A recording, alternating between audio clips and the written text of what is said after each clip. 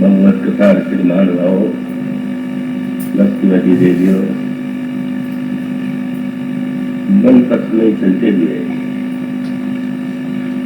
भगवान श्री राम जनक नंदन सीता और लक्ष्मण जी का जो चित्र गोस्वामी जी ने इन पंक्तियों में प्रस्तुत किया है उसे भी आपके समक्ष रखा जा रहा है। और इस मन पथ में चलते हुए इन तीनों पथिकों का जो स्वरूप भगवान ने प्रस्तुत किया है वह हम सब लोगों के लिए कल्याणकारी है, प्रेरक है और सदा ही सदा समस्त मानव जाति के लिए इसमें जो निहित संकेत है, संदेश है, ग्राही है। एक चित्र गोस्वामी जी प्रस्तुत करते हैं। तीन पथिक वन में जा रहे हैं। आगे श्री राम है, पीछे लक्ष्मण है और मध्य में सीता जी। और उस दृश्य को देखकर गोस्वामी जी के हृदय में अनेक भाव उदित होते हैं और वे अनेक उपमाओं के माध्यम से अपने हृदय की भावना व्यक्त करते हैं। फिर कहते हैं ऐसा लगता है कि श्री राम और श्री लक्ष्मण जी के बीच में सीता जी ऐसे सुशोभित हो रही हैं जैसे ब्रह्म और जीव के बीच में माया अथवा कामदेव और वसंत के बीच में रति अथवा रोहिणी जैसे चंद्रमा और बुध के बीच में सुशोभित हो रही है। उस प्रकार की यात्रा इस पथ में लोगों के हृदय और मन को, बुद्धि को, चित्त को आकृष्ट कर रही है। तो आइए इस प्रसंग पर एक दृष्टि डालें और उस प्रसंग जैसा आगे बेटी नंदाकिनी ने प्रस्तुत किया दूल्हा राम का चित्र और वो दूल्हा राम का जो दिव्य चित्र है उसमें जो आध्यात्मिक जीवन का संदेश है वो कितना प्रेरक है इसकी ओर संकेत किया जा रहा था। सभी लोग मौन होकर के सुन रहे थे।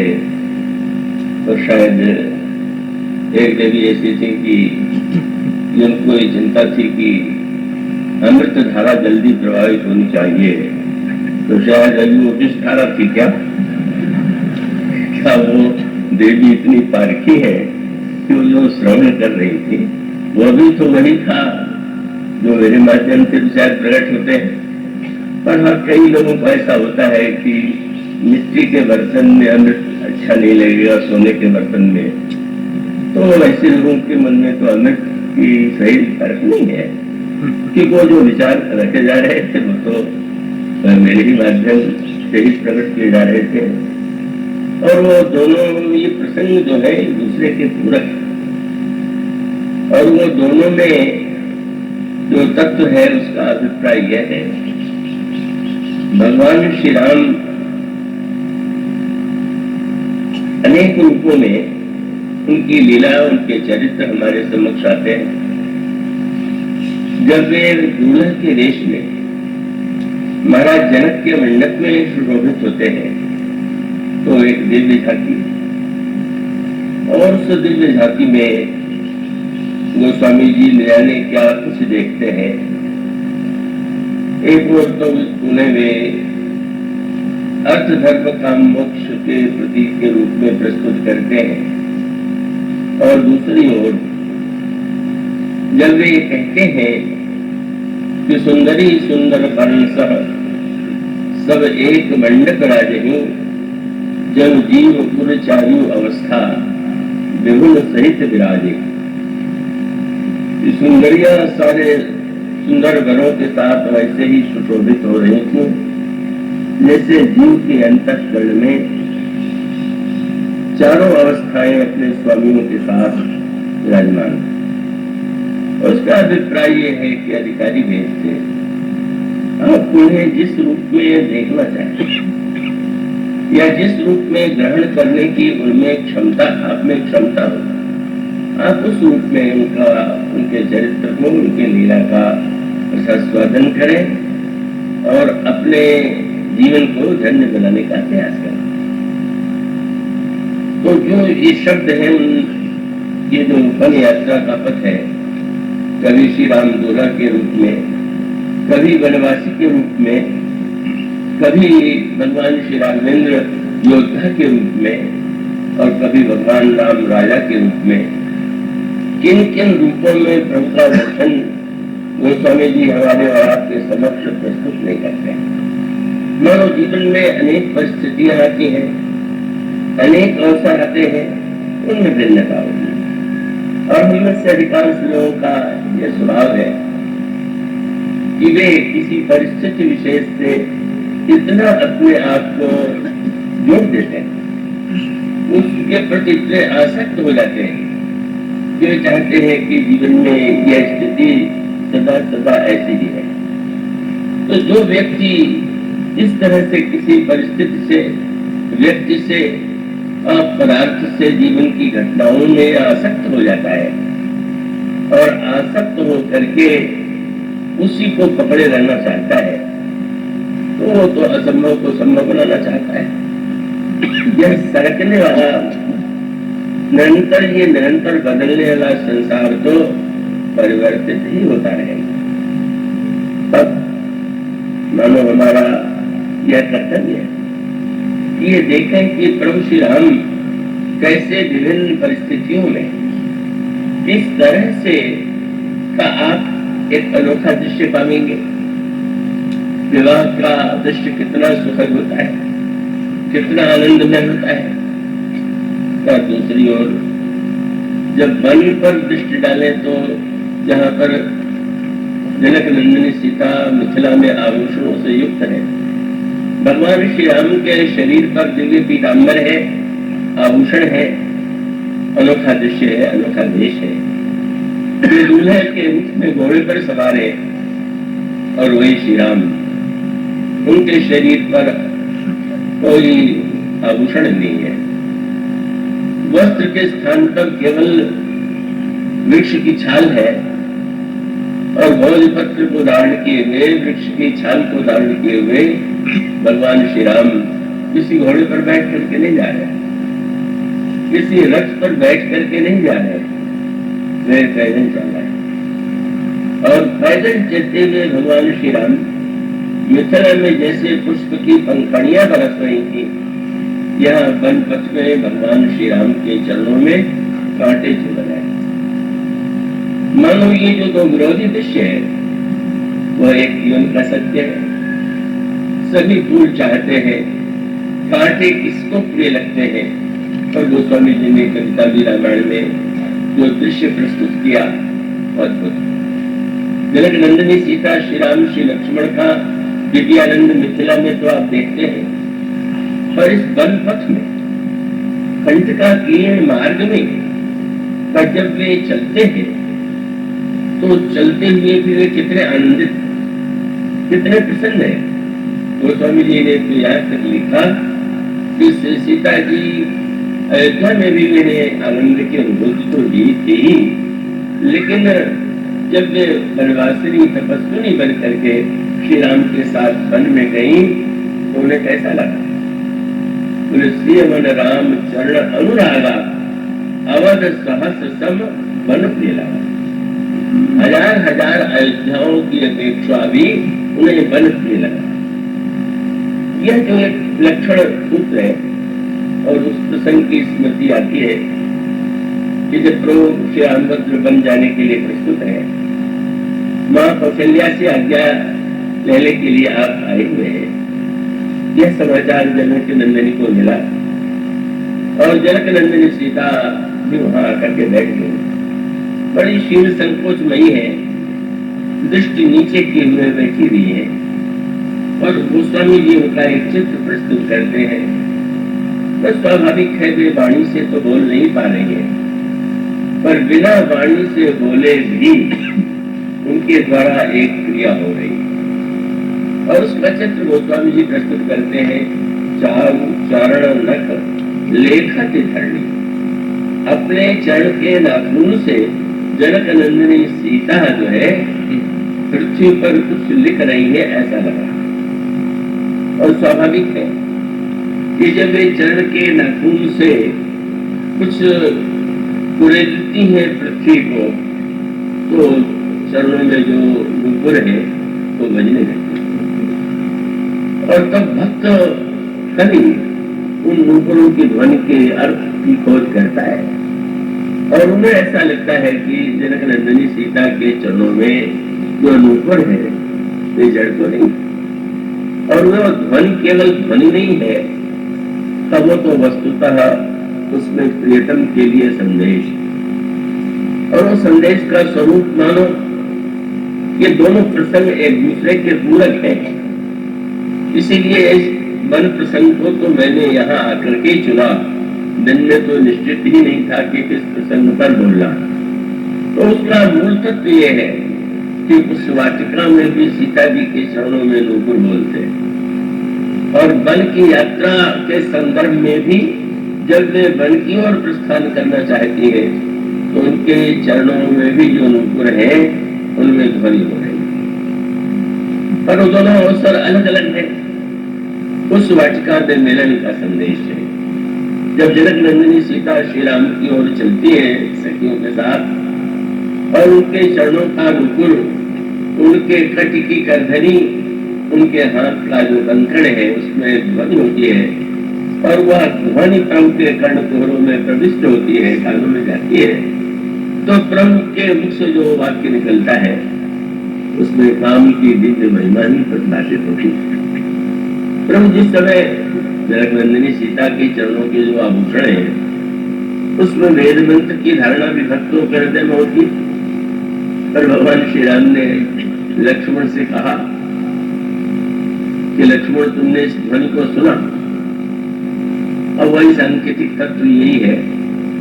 वैसे अगर बहिरंग दृष्टि से विचार करके देखें तो यह जो पुष्पवाटिका की लीला है वो श्रृंगार की लीला है, और श्रृंगार के प्रसंग में कब छोटे भाई की उपस्थिति जो है वह तो यो सब उपयुक्त प्रतीत नहीं होती है, क्योंकि छोटे भाई के समक्ष श्रृंगार की चर्चा या वार्ता नहीं की जाती है। पर गोस्वामी जी जो बताना चाहते हैं इसकी ओर संकेत था, ये व्यक्ति के विवेक का परिचय, कहाँ बोलना चाहिए, कैसे बोलना चाहिए, कहाँ कैसे बोल करके हम हृदय में आनंद की सृष्टि कर सकते हैं, और कैसा बोल करके हम हृदय में प्रतिष्ठा उत्पन्न कर सकते हैं। लक्ष्मण जैसा कोई वक्ता नहीं है।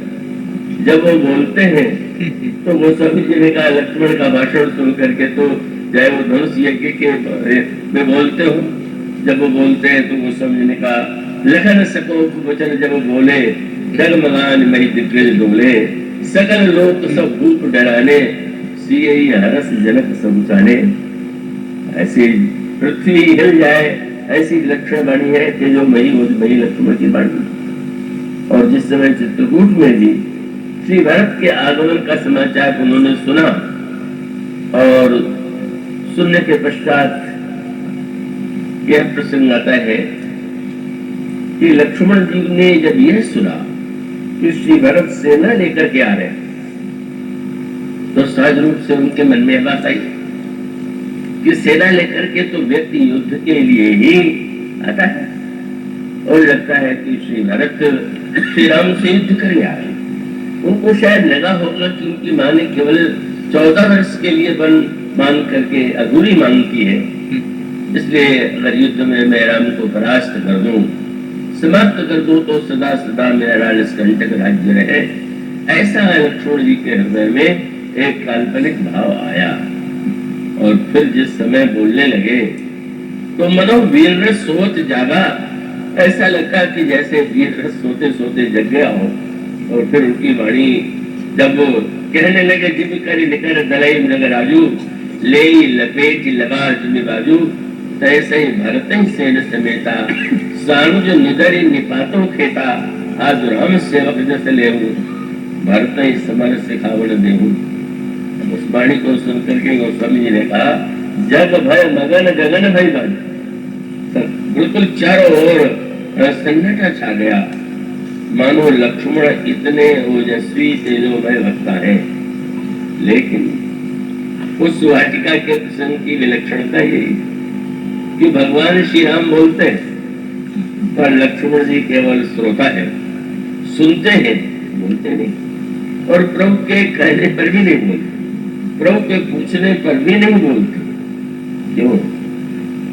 उसका अर्थ है कि वो मानो लक्ष्मण दो ही प्रकार से व्यक्ति नहीं बोलता, या तो समझ न रहा और या उस व्यक्ति के अंतःकरण में रस का ऐसा परिपाक हो कि वो पूरी तरह डूब गया।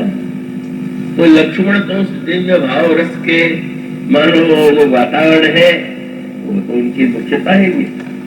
और इसलिए उस पूरे प्रसंग में लक्ष्मण जी की वाणी से एक भी शब्द न निकलना। भगवान श्री राम कहते हैं और लक्ष्मण चुप रहते हैं, बोलते ही नहीं। फिर उन्होंने इतना लंबा भाषण अपने छोटे भाई को सुनाया, पर लक्ष्मण की वाणी बिल्कुल मौन है। प्रभु ने यही कहा कि लक्ष्मण, ये आभूषणों की ध्वनि नहीं है, यह तो काम वाद्य बजाते हुए आज आक्रमण करने के लिए आ रहा। काम के हृदय में विश्व विजय का संकल्प जागृत हुआ और वो यह सोचने लगा कि अकेले लोगों को हराने की अपेक्षा राम को विश्वरूप कहा जाता है, अगर मैं उनको परास्त कर दूं तो विश्व विजय, इसीलिए आ रहा। परे कर्म की बात ही ना। गोस्वामी जी चतुर ये जो चारों फल है उसमें लक्ष्मण को काम बताते हैं। और भगवान श्री राम जब काम के आक्रमण की बात करते हैं तो मानो बड़ी अनोखी सी स्थिति है। यो तो प्रभु पर कोई आक्रमण की कल्पना करे तो लक्ष्मण जी युद्ध करने के लिए प्रस्तुत है। जब भरत पर बाण चलाने के लिए और अपने छोटे भाई शत्रु को भी मारने की बात कहने में उनको संकोच नहीं लगा, पर लक्ष्मण जी मौन क्यों हो गए? प्रभु का अभिप्राय था कि काम के सामने हारना चाहिए कि नहीं, काम आक्रमण करने आ रहा। तो लक्ष्मण जी ये कह सकते थे कि चिंता न कीजिए, मैं कहूं। पर लक्ष्मण जी मौन क्यों रहे?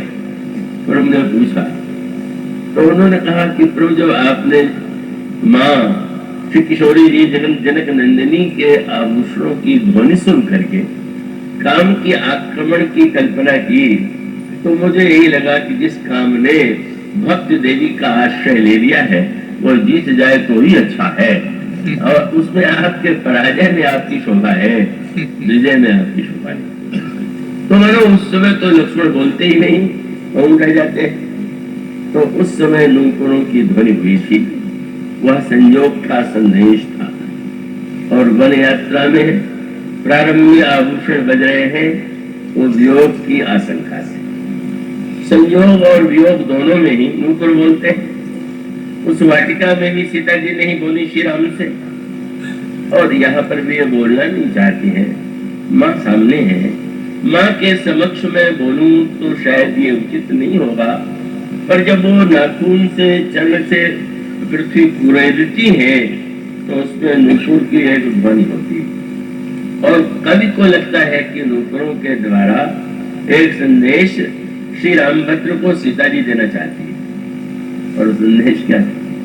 मानो अभिप्राय यह था कि नूपुरों के द्वारा ये आपके प्रति मैंने उस वाटिका में अपने प्रेम का संदेश आप तक पहुंचाया था, और आज जब वियोग की घड़ी आ गई या वियोग की आशंका है, तो नूपुरों के द्वारा ही मैं अपने हृदय की बात आप तक पहुंचाना चाहती हूँ। पर कवि के कान तो अनोखे होते हैं।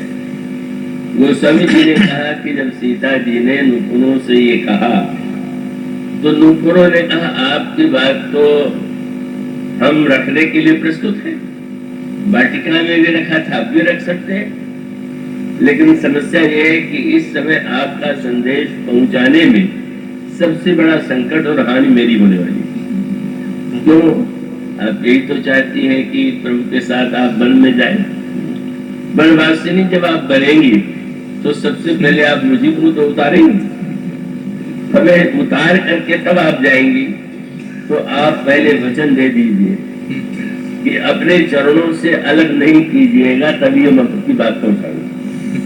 वो स्वामी जी कहते चारु चरण रख लेखत धरणी, नूपुर मुखर मधुर कवि वर्णी, मनु प्रेम बस विनती करेगी, हम ही सीय पग जनि परिहरणी। एक अद्भुत दृश्य, संयोग में भी नूपुर, वियोग में भी नूपुर, और एक में अगर काम का दिव्य रस है तो दूसरे में वियोग की व्याकुलता